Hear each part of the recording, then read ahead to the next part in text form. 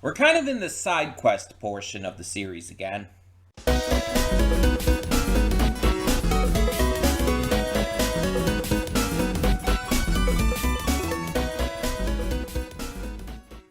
Hey everyone, welcome to Princess of Gay. I'm your host Connie, and today we are here with episode 16 of Frieren. And although this portion of it is, I guess, supposed to be considered an arc, there's not really been any connecting thread to it since we defeated Aura. It's mostly just been a bunch of side quests, as I said in the cold open.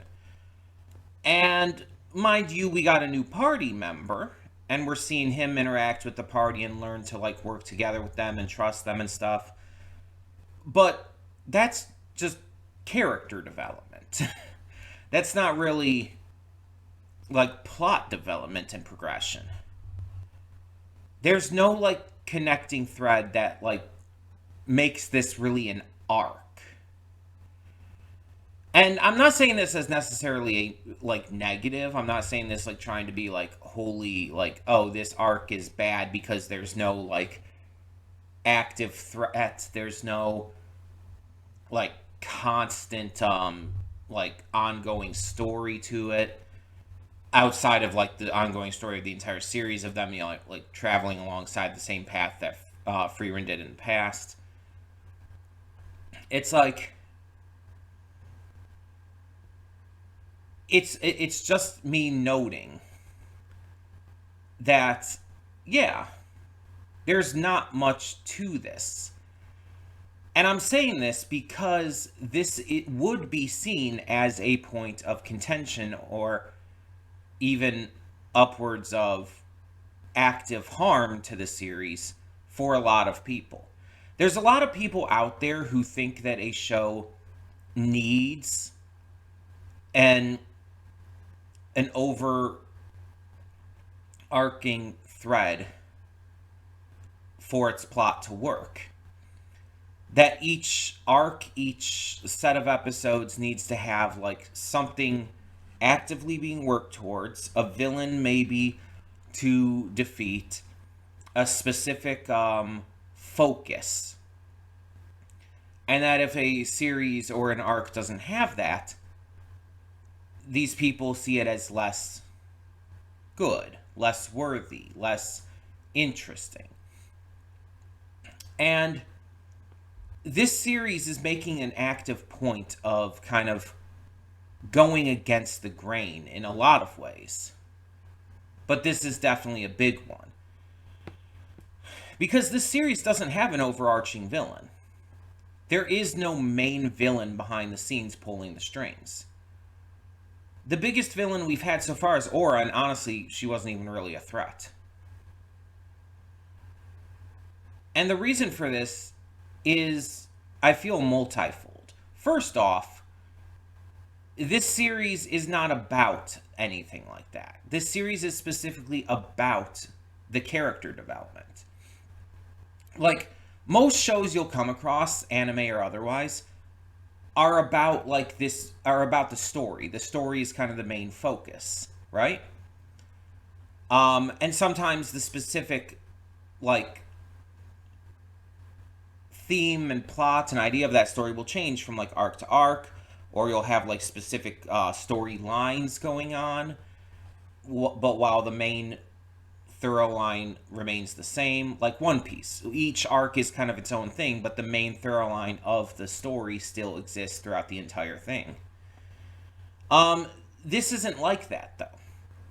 Frieren is one of those shows where the arcs are more based around a certain set of developments and knowledge that these characters experience and learn. And it's focused around the characters. What they go through, what they experience, what they develop. All of their character building is what the focus of the series is, and the story is built around that. rather than the character work being built around the story. And that makes it very different. It makes it feel different. It makes it like be perceived differently than a lot of shows out there. And I think that there's a lot of people who just can't grasp that, who don't understand that, because it is very different than almost any other show you watch. You watch all these other like big name anime out there. You have Attack on Titan, you have Demon Slayer, you have One Piece, you have, going with the other big three, Naruto and Bleach, and so on and so forth. And even outside of a lot of like shonen series, even a lot of these like sports anime or romance anime tend to focus on the story of it.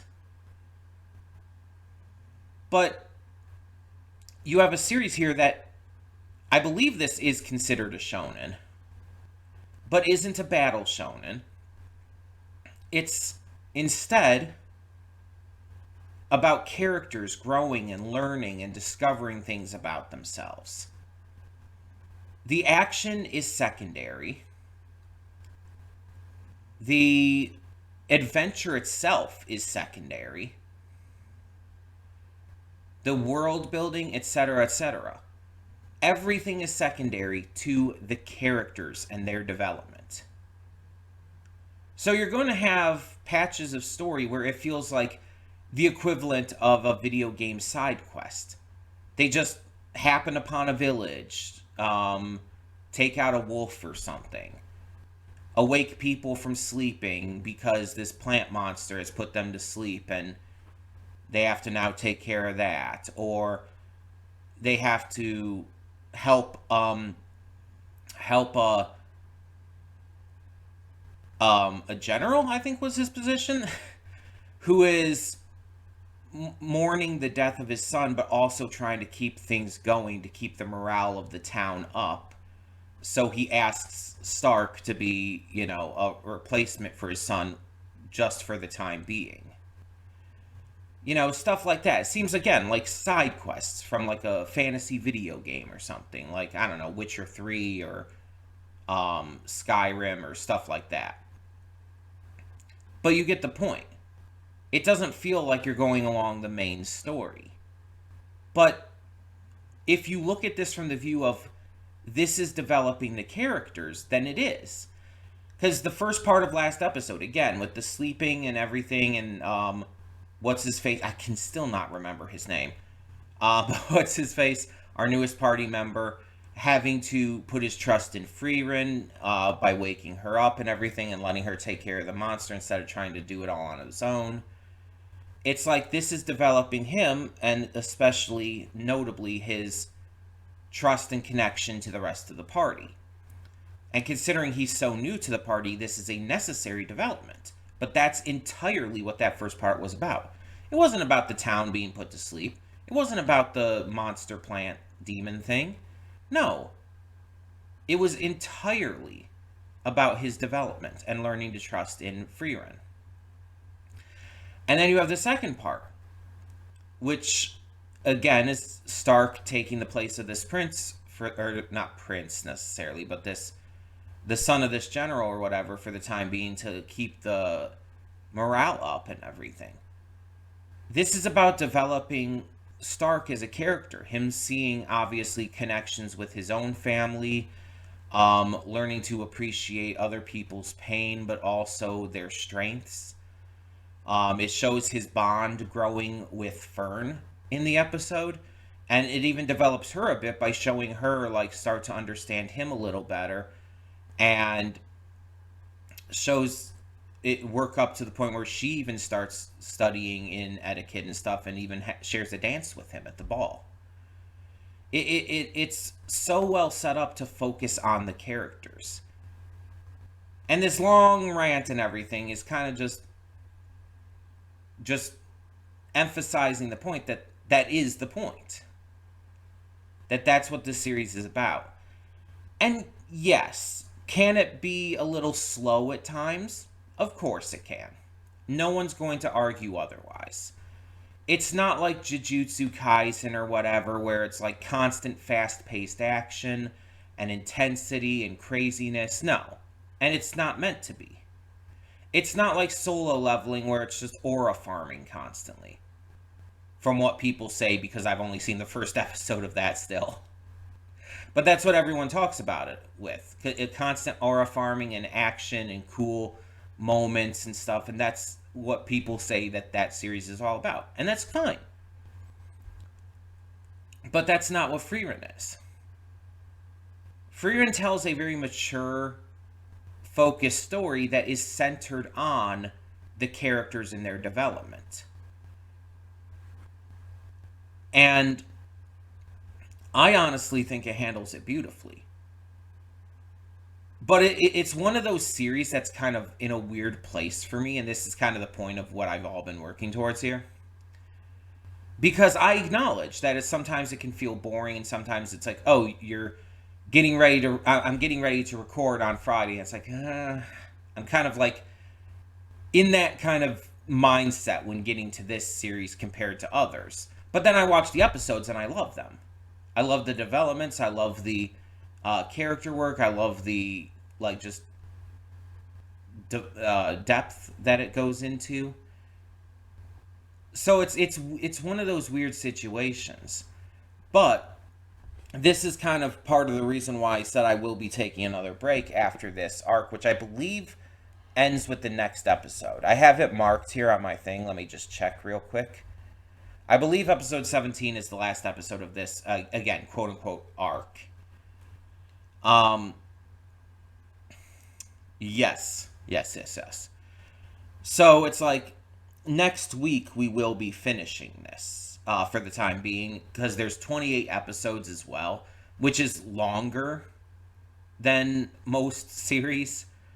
So we're going to take a break and then come back for the rest of it in the future. I know it's like we're taking long to get through this series, but I'd rather get through it without pushing myself and ending up getting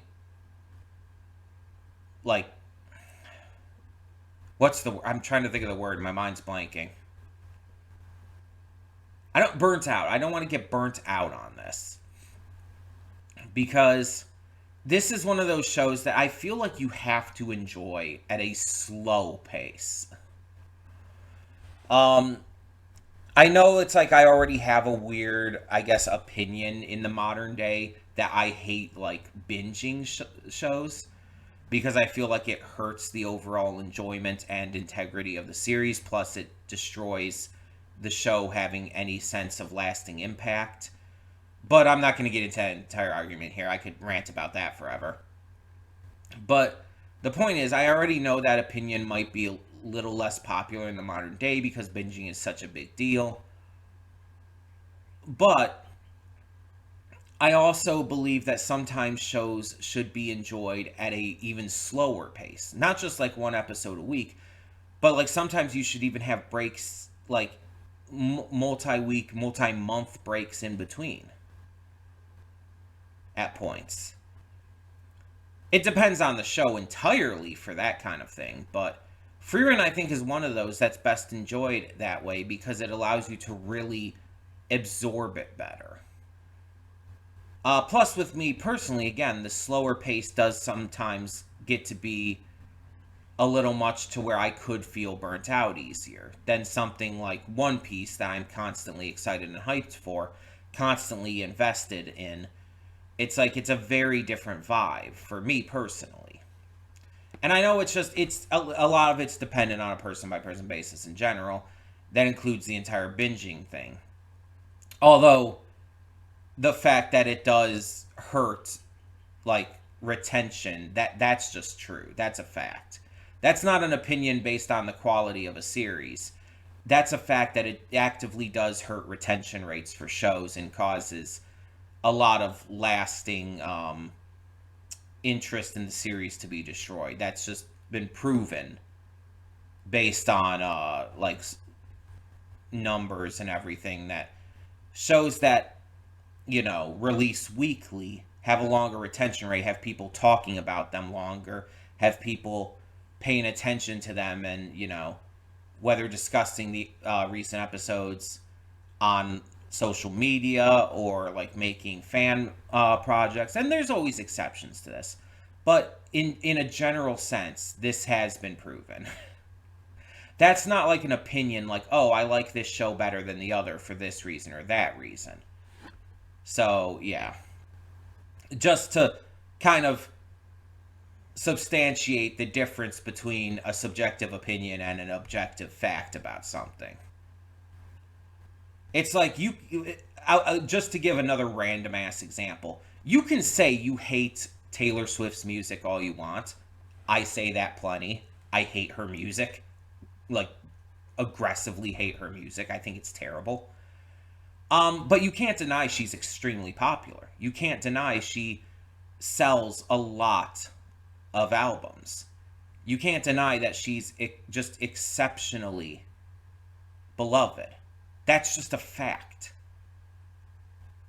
You can think she's a bad artist. Like, again, I think she's a bad singer. I think she is just not a good performer. And honestly, she's very questionable as a person. But you cannot deny her popularity, because that's provable. That's provable through the numbers that she sells for her concerts, her albums, her merchandise. That's the difference between subjective and objective. And it goes for not just, obviously, a musician. It goes for video games, for shows, for movies. Saying a show, movie, etc. is good is entirely subjective. No matter why you say it's good, no matter what about it you say is good, saying it's good or bad or whatever like that is entirely subjective. But saying it's popular or not is not subjective, because that's based on numbers. That's based on something that you really can't refute. So, Frieren is one of those shows that is obviously really popular. It just is. But so is like Solo Leveling and all these others. But as to whether it's good or not, especially based on like how it presents itself, is entirely subjective. And I think it's great. I think it's fantastic. But some people might not like how it presents itself. Some people might not be into this kind of thing, and that's perfectly valid too. People are allowed to be into or not be into whatever they feel. Because a lot of times it is just that. It's a feeling. Like, and I'm sorry these rants have gone on so long. I'm going to finish it up after this, and we're going to get to the reaction. But this is something I really do want to go into here. There's some people out there who seem to think you can just change your interests. Like, oh, I don't like Code Geass, for example, because I don't like Code Geass. And I've actually had people tell me, it's like, well, maybe you should watch it again and you'll discover how good it is and you'll like it. It's like, that's not how it works. I watched it. I've seen all of Code Geass. Well, outside of maybe the newest movie or whatever. Because I think a new movie came out in the past years, but neither here nor there. I saw the whole series, let's put it that way. And it's like, I did not like it. Pretty much at all. Which is surprising. I ended up seeing the whole series without liking it, but, you know. I didn't like it. I thought it was bad. But that's entirely subjective based on my experience. And it's not something that's based off of, like, me thinking about it and trying to determine whether it's bad or not. I just think it's bad. I didn't like it while watching it. And that's not something I made a decision on. That's just how I felt while watching it. I did not enjoy it. And I have my reasons. But it's a feeling. It's an innate vibe. It's not something I can just decide to, like, turn on and off like a light switch. No, it's based off of my experience watching it, and it's just based off of my innate, internal feelings. It's not something I can just change by watching it again. Now, there are, like, ways that you can watch something that you haven't seen in a long, long time, and because your interests and tastes have changed, yeah, that can happen. But a lot of the times, it's like, especially if you've seen something within like, I don't know, 10 years. A lot of times, it's going to be too recent for you, and it's your views on things won't really have changed much. I'm willing to give things second chances, and maybe they can prove me wrong in some cases. But if I've seen an entire series, or at least a good enough portion of it, and determine that it's like this isn't for me for one reason or another, it's like watching it again is not going to change that. But if I haven't seen like a movie in like, I don't know, 15, 20 years, and don't remember much about it in the first place anyway, then yeah, watching again, I could have a different view on it. Because it's been 15, 20 years. I'm a very different person at this point. But like, if someone just doesn't vibe with Frieren, they just don't vibe with it. It's not their kind of show. Same with like me and Code Geass, or someone not liking Jujutsu Kaisen, or whatever else. We have to, as a society, learn to let people just not like stuff without judging them for it. And we have to let people like stuff without judging them for it, because that side of things exists too. But either way, I've ranted on long enough, way long enough. These pre-thoughts are like over 20 minutes long. I apologize for that. A lot of you probably didn't even watch all of these. But we're going to get into the reaction now and see what this episode of Frieren has in store for us. Hold up just a sec. Before you click that link down in the description below to get to today's video, I want to remind you of all the awesome content we have both on this channel and the Princess of Gaming channel. Let's check it out.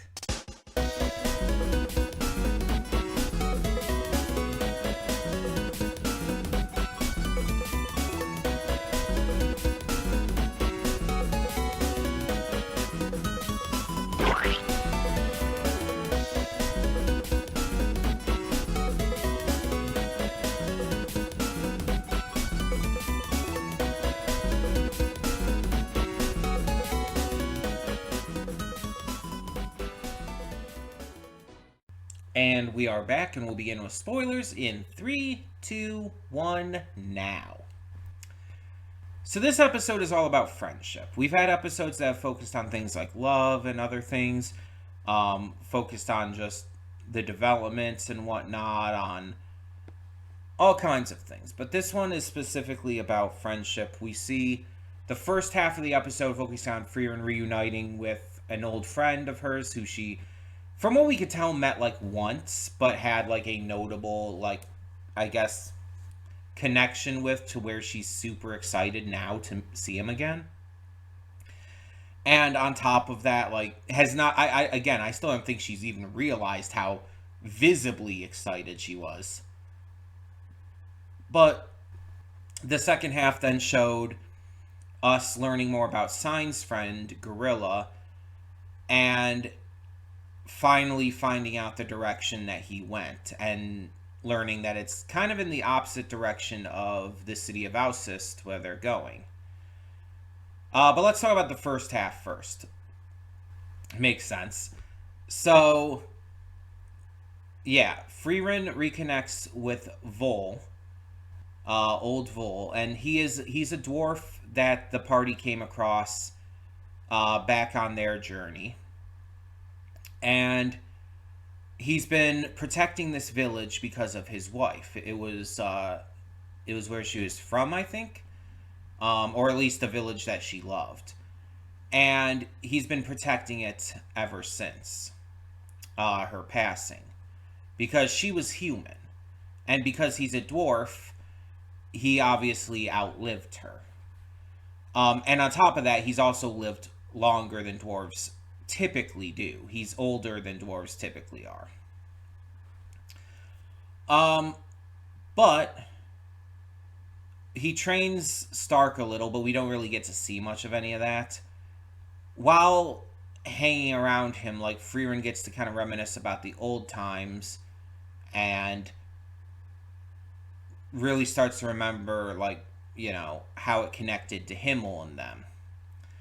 But as she like is talking to him on the eve of them leaving, she starts to realize that his oh god, what's the word? I hate it when I keep forgetting words like this. Oh my god. His senility isn't all for show. He apparently fakes it a lot of times, and he seems to mostly be like still mentally there. But she starts to see that there are little cracks forming. Kind of forgetting that the Demon King hasn't been defeated yet, and things like that, as well as genuinely not remembering the face, eyes, voice of his wife anymore. And this, you could tell by Frieren's expression when he says the entire Demon King part. You could tell this shocked her to see that he actually was becoming senile, that he was actually starting to fade. Because again, she's so much older than him, and her memory is still sharp because she's an elf and she's still fairly generally young for an elf, despite being over 1,000 years old. But seeing someone who's like this strong and this willful like this start to lose themselves even just a little, that definitely shocked her in a way that she was very clearly not ready for. But in spite of that, she still like promised that she would keep him alive in her memories. That she would remember everything that she needed to while he forgot. And his love for his wife as well, of course. Because her memory is sharp as ever. She remembers everything about Himmel, despite, it being so long since he died and even longer since most of their journey took place. So it's like, this is something that she realizes comes with age. And this is something that's affecting her in a way that it didn't used to. Because remember, as I pointed out, it's like she has lived over 1,000 years, and a decade for her, for example, is no time at all. She was even planning initially on staying in the village there for a decade, but Fern wasn't having that. But that's the thing. Time didn't really mean anything to her, but she realized that, she's already understood this at this point, but she definitely realized with him becoming senile there that time is affecting other people in ways that she'll never know. And seeing how someone she was so excited to see again, was wanting to spend like a decade with, is starting to lose himself, I feel like it probably scared her a little bit. Because she has become so much more empathetic and caring and loving and visibly, emotional about people she cares for. She's been able to, like, even show fear. And to have that fear in the first place about people like this going through situations like this.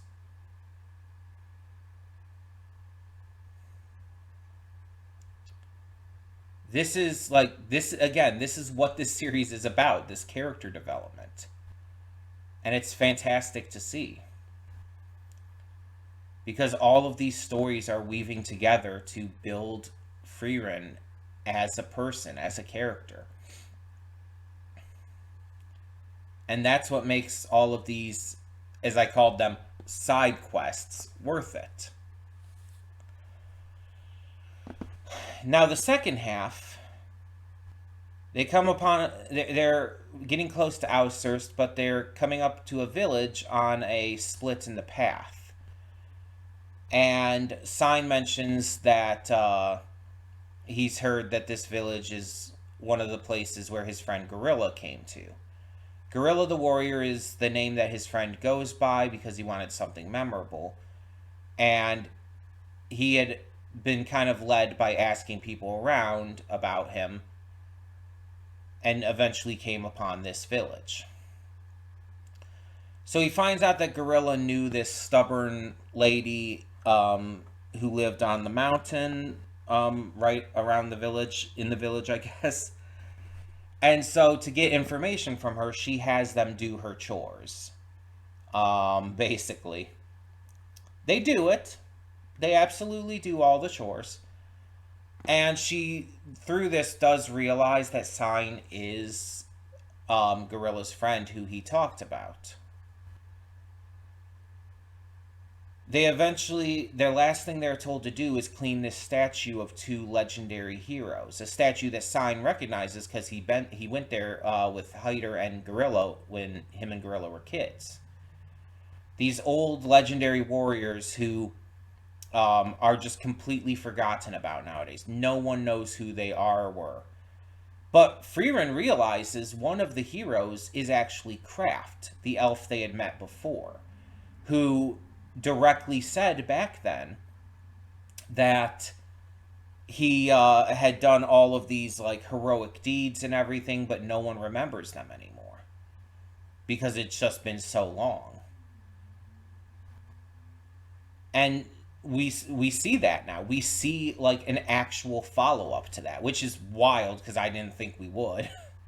I just had no reason to believe that we would get a follow up to that of all things. We don't know the identity of the other hero right now, but I'm sure we're gonna find it out. Just after we found out this about Kraft, we're definitely gonna find out who the other one was too at some point. Whether that's through reuniting with Kraft or just finding out otherwise, I don't know. But we also find out from the old lady that Gorilla was headed towards Tours, which is in the opposite direction. It's to the east, and it's away from Aushurst. So that leaves them at a literal and metaphorical crossroads. But we know what's going to happen here. Sign is absolutely going to leave the party. He was with them for a very short time, but he's going to leave the party to go find Gorilla. That's not a question, and honestly, he should. As much as I would like for him to continue traveling with the party, I'm almost kind of glad that he hasn't been with them a long time because we haven't like formed like as strong of a bond with him. And this allows him to, leave without being like without it being too terrible. You know what I mean? Like, I want another member of the party to be like a permanent member of the party. But because he's only been there such a short amount of time, and let's be honest, has not done too much, it's logical for him to like be able to go here. It doesn't hurt. It's not sad for us as viewers. But we still, like, obviously hope he succeeds in finding his friend. So, I don't know if we'll get a follow-up on that. I hope so. I'm assuming we probably will. Whether, again, we just hear about it or meet him at some point. But yeah, that's definitely something he needs to do. I would actually be upset if he didn't go. I'm like 99% sure, though, he's going to. But I do hope that at some time in the future, probably won't happen this season, but sometime we do hear about, like, or even see, like, Gorilla meeting up with him. I would love to see that. Or even just see, like maybe they'll meet up with Frieren and her party again later. And we'll actually get to meet Gorilla at that time, have the party meet Gorilla. That would be cool. Or if there is still the possibility that Gorilla's not alive anymore, I hope there's at least some closure, if that is the case for Sign. But I'm thinking he's probably going to still be alive. I think there's going to be a positive end to this. I refuse to think negatively. So, yeah. Excited to see where this goes and to continue to see more character development. Like I said, though, next episode is the last episode of the arc. So, we are going to be taking a break after that because I don't want to risk any burnout, but I also just feel like that's better for this kind of series. And we will come back for like the last 10 or so episodes in the future. But yeah, so next week will be our last episode for the time being, and then we'll take it from there afterwards. So thank you so much for tuning in. For now, I'm Connie and I'm signing off, and yeah, I'll see you all next time.